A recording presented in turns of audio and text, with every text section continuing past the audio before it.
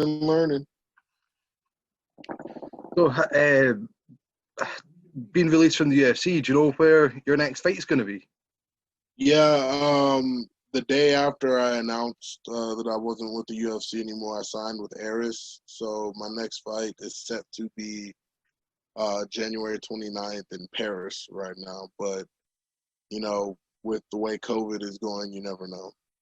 Yeah, nah, I mean, everything's a bit uncertain, and I think just keeping your fingers crossed is the best one available for you. That's all you can do. Yeah. Do you know who it's against? Or have you not got Oh, an yeah. opponent? Malik Murad. I think he fought a couple times for Bellator at 205. I don't know what his last couple of fights were, but yeah, that's what I'm fighting. I'm assuming then you'll be going in expecting to be the naturally bigger guy, and with him being an light heavyweight coming up, or I don't know if he's been at heavyweight, but someone that's been there next to someone that's fought at heavyweight more or less the whole career. So is Right. Yeah. that a big advantage? Yeah, I think that'll definitely factor in. I think it'll be a big advantage.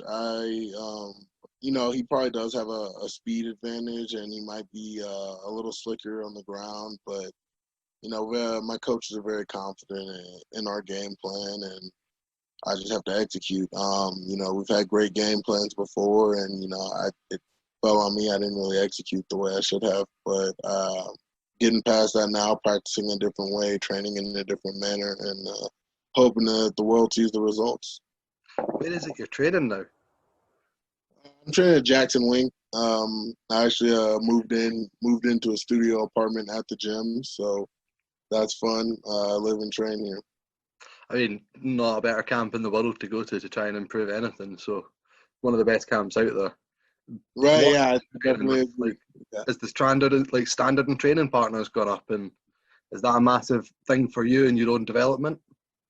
Yeah, now we've got Maurice Green out here, Dontel Mays, myself, Davion Franklin, who've all Dontel and Maurice are both UFC currently. I'm a UFC vet. Davion fights for Bellator, and then I've also got Christian Edwards, who's a light heavyweight with Bellator, and we've got 3 other amateur heavyweights that just moved out here as well. So, to have 6 to 7 training partners all the time ready to go is definitely an advantage most heavyweights don't have. I mean, with your next fight, assuming it'll most likely be behind closed doors and, no one at the fight, no fans or anything like everything else, you came through the Contender Series, if I'm right. Right. So you've got somewhat of an advantage in fighting in there's not nobody there, but it's not, there's not a crowd there. You've not got thousands of people. It's a much smaller, capacity. Do you think that will serve you well going forward if you have to fight with no fans, or? Yeah, I kind of prefer that. Honestly, many times when I wrestled, there weren't a lot of fans there. Going back to my days of competing in high school wrestling, I would go and it's pretty much just the family members there. At dual tournaments, there's almost nobody there. At duels, there's almost no one there.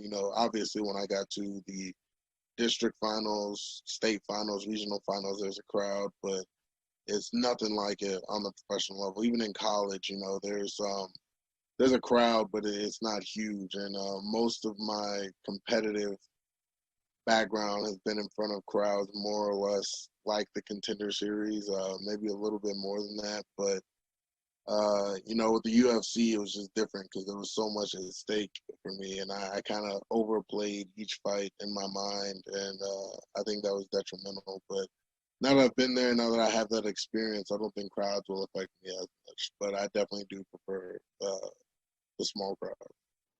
Do you think it'll be a short path back to the UFC or to like another big promotion, or do you think you'll need to put in a few solid wins first? I don't really know. I consider Aries a very big promotion. They've only had one event, but you look at the way it's set up, you look at who's running it, you look at who's behind it, and you look at some of the signings they have, and they've definitely set themselves up to be a major player. So, obviously, I would like to go back to the UFC someday, just for the simple thing of evening out my record there. That's 1-3. That's the only thing in life where I've been less than 500 at something. So, I definitely want to go and redeem myself there, but I'm open to whatever, man. It's at a point now where fighting isn't my end all be all anymore. I've got a couple other things that I'm working on right now. I'm focusing a lot on humanitarian efforts and, just trying to make the world a better place day by day. So now that fighting is kind of back in not the back burner, is still what I do most of the time. It's just not my primary focus anymore. I feel like that's going to help. I mean, on the whole, you've got other things going on. I did want to talk, obviously, when we first scheduled the interview about a month or so ago, Right. and you had the whole open letter you released, the George Floyd one. And, Right. for someone in the UK, a white guy in the UK that more or less doesn't have a leg to stand on when it comes to this. Like, I don't know much about it. We're very uneducated. It was powerful to read, and especially coming from, someone that you look at, and if you've been really literal, like you fight in a cage for a living. So a lot of people were maybe, they don't expect something like that to come from a fighter. How was that, was that just a case of you wanted to get your message across and you had something that you felt needed said? Yeah, it was something I wanted, definitely wanted out there, and felt that it needed to be said. And, I'm one of those guys that early in my career, I saw that the quickest way to the UFC was make a name for yourself. The easiest way to do that was to be, braggadocious, be boisterous, be loud, be present, be seen. And now that I've already been seen, it's a chance to, not that that's not part of my personality. It's just one facet of me. I want to show the world, the rest of what I am. I do have a degree in computer science. I was like 2 or 3 classes away from getting a minor in philosophy. I have a minor in exercise science.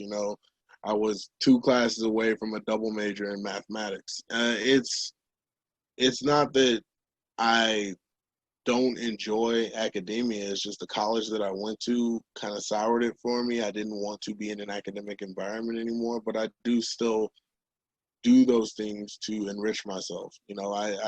I do read a lot. I pay attention somewhat to current events, but things that are important to me, I feel that the world needs to know, or I can provide a better perspective on, I'm always going to do it. And that was just an opportunity for me to do that. And, now when I'm on social media, you look at my Instagram or any of my Twitter and stuff, it's not about fighting. Most of the time, it's not about fighting. It's just me being me. And part of that is who I am. My intellect is something that, I was born with.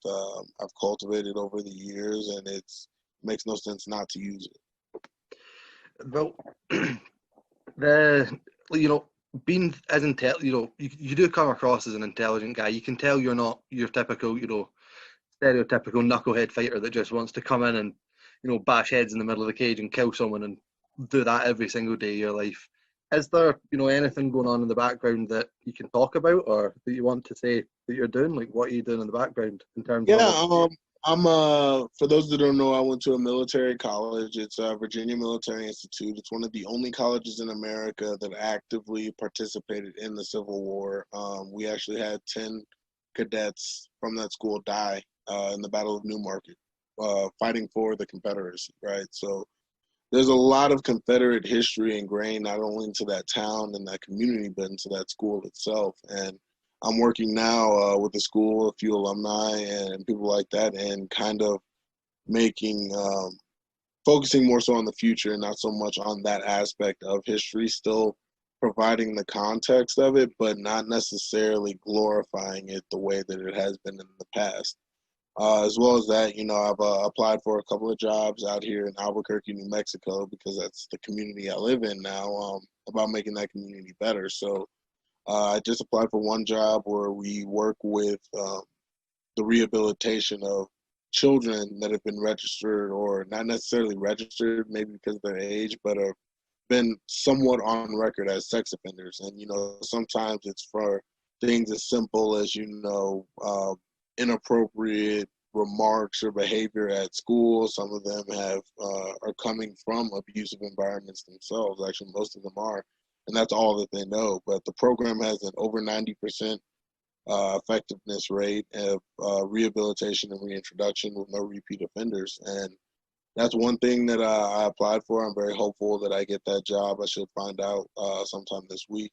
And then also, I'm looking at trying to get involved with ushering a new era of law enforcement. So I'm working, not necessarily working, I'm talking to law enforcement individuals out here, just trying to kind of get a sense of what direction we're headed in. Because in my letter, I said that I felt that our law enforcement in the U.S. needs to be more of a guardian mindset, a protector role as opposed to an enforcer role. And you look at that, and that's something that's almost exclusive to the United States. Is our police officers here are taught more so to uphold the law and enforce the law as opposed to protecting the citizens. I've had police interactions in other countries, and they've all been far more pleasant than my interactions in the U.S. And not all police officers down here are like that, but that's one of those jobs where you can't have bad apples.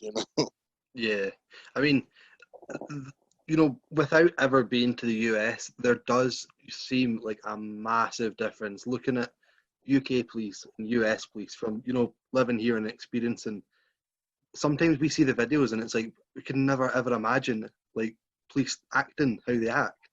And you see the videos of, different areas of being like, oh, this is this policeman in California or this policeman in, whatever area in the States. And it's like, it kind of takes a lot of us by surprise. And it's like, well, what's going on here? Like, how can something have gone so badly wrong that the police are acting like this? Right. And, it's a much deeper issue than on the surface level. You have to look at the history of things. One thing just off the top of my head right now is that you look at who founded America, who came here. It's almost like Australia where, people that were sent there were debtors. They were people that, were kind of on the wrong side of the law, and they just wanted them out of the country. So they sent them somewhere else and founded their own country. And, and there's a lot of little things, little remnants of that. America was mostly founded by Puritan people who are very letter of the law, so to speak. And you look at that, and it has remnants and traces and things like our TV ratings here, right? Here, our TV ratings are based more so on nudity than anything else, whereas everywhere else in the world it's based on violence. So it's crazy, and it's little things like that we have to really examine our society as a whole to necessarily fix the problem. But I feel a lot of times in America we focus too much on the symptoms and the consequences of actions as opposed to the actions themselves and what's behind those actions and what's causing the problem. So if you don't attack the cause of the problem, it's like in medicine. When you go to a doctor, you treat the symptoms for a little bit, but after a while, you have to address the root of the disease, the root of the illness. You don't address that, you're just going to see more and more symptoms or different symptoms that manifest in different ways. Yeah, well, I can't put it in words like you did, but what's it like in Albuquerque? Is that a new place for you to be staying? Have you been there for a while, or? Yeah, I moved out here in November, actually, for my training camp for my fight. At the end of November for my fight at the beginning of February. And, even though that fight didn't come out the way I wanted it to, I saw a lot of growth in myself and in my fighting. And I knew that if I'm going to continue to pursue fighting, this is the type of training environment that I needed to be in. So I went down to Houston back in back in May, packed up everything from my 2-bedroom apartment and moved into a studio apartment in Albuquerque. From a cultural standpoint, it's much more outdoorsy based. There's not a lot of a social scene out here. In Houston, 2-3 o'clock in the morning, you can still go out and find things to do. Out here, there's none of that. Even though there are bars and clubs out here, it's nothing like it was in Houston. So a lot more of it's outdoors based. A lot more of it's based on, person to person interaction out here. But Honestly, man, I wake up, I go work out, I come back to my room, I rest between workouts, and by the end of my last workout, I don't even want to be around anyone. So I spend a lot of time in my room up here. I mean, is that how is the whole quarantine and everything for you then? Is that just normal life? Just wake up, stay in your room, not do much? Pretty much, yeah. So when quarantine hit, it sucked at first, but then I realized, like, all right, it's not really affecting my life so much as as it is other people. I wasn't a very social person to begin with, but in terms of job opportunities and things like that, unemployment has spiked here. You're seeing a big rise in depression, and there's also side effects of that from people being at home and not being at work. You're seeing a lot more domestic issues show up here. So it's definitely an adjustment. It's hard. It's not something that anyone has one answer for. There's lots of different ways we could handle it. Sadly, America chose one route, and it's not really working out for us right now. But all you can do is, focus on you being a good person and, doing the right thing. And hopefully everyone else around you does the right thing. And as a community, we can get through it together. Well, quickly back to the MMA side of it for a few minutes. Is your, Aries contract, is that a long one that you're wanting to, maybe settle down for a bit with the company? Yeah, I signed it's a 4-fight contract with them. It's an exclusive contract, meaning I can't fight for anyone else. I signed that contract March, I believe, late February, early March. I signed with them, so it doesn't expire until I think a year and a half from when I signed it, or until those 4 fights were up. So I've got time. That's where I'm going to be for the foreseeable future, and I'm very excited about it. They seem to be a very well-run company. They've got a lot of talent coming in, and I'm very excited to be a part of that. Admittedly, I'd never, up until I'd say about 6 months ago, I'd never heard of them. And then about 6 months ago, there was a wee flurry of 5 or 6 fighters that I recognised had been picked up and signed by them. As are they a new company on the rise? Is it kind of like a new start going on? Yeah, it's a new start of one.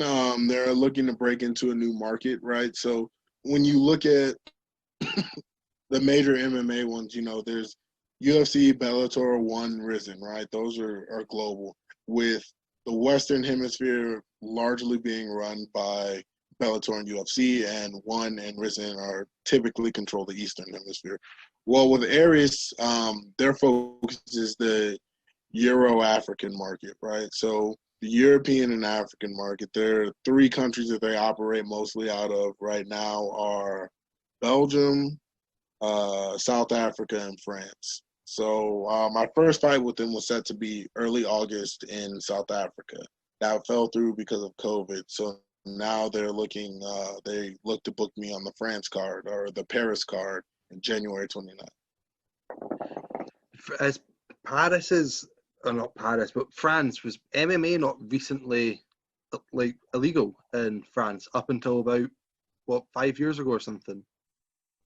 Right. Actually, it's just now being legalized and approved for events. So I'm not sure when the first one will be, but I'll be on one of the first ones, and that's pretty cool to be a part of MMA history. Yeah, it's a cool thing, especially with it's so late to legalize a sport that's almost taking it slowly, starting to take over the combat Right. sports world everywhere else. Is do you think that's a market that you'd be able to help tap into? The French and African market seems to be slowly growing and as well now as well. The amount of UFC fighters coming from that area. Right. And that's kind of what the company's trying to do. So if you look at some of the recent signings, a lot of French kickboxers and stuff, they're looking to recruit talent from the areas that they're going to be hosting events in. And that's only good for the sport. It's great for that area. It brings exposure, and it also exposes the sport to a new demographic of people. So I think one of their big stars now is Rug. He's from Senegal, I believe. But he did that's full combat wrestling, is what it is, where there's slabs, punches, it's in sand, and it's wrestling, but it works for MMA very well. He had a very successful MMA debut with Eris, and so I think that it's gonna be huge, especially using local talent. It's a great way to tap into that demographic of people and raise awareness for the sport, as well as bring stars from that area. I wish you. Sorry, I'll try and say that again. I will wish you luck with it, and I'll let you go because it's been a good solid 20 odd minutes we've got. So, yes, sir. Thanks for that, man. Sorry again about not getting the interview done about a month ago when we were originally scheduled, but we got there in the end. No problem, and I'm not doing much else, so there's no problem. Thanks, man. I'll let you go. All right, you have a good. You too. All right.